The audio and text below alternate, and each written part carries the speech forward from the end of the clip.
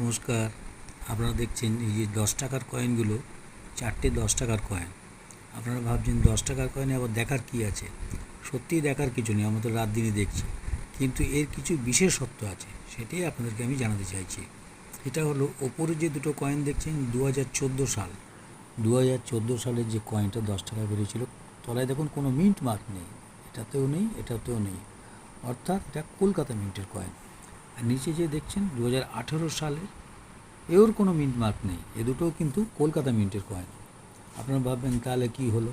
হলো একটাই, এই যে 10 টাকার কয়েনগুলো কলকাতা মিন্ট থেকে বেরিয়েছিল 2014 সালে, এগুলো খুবই কম বেরিয়েছিল।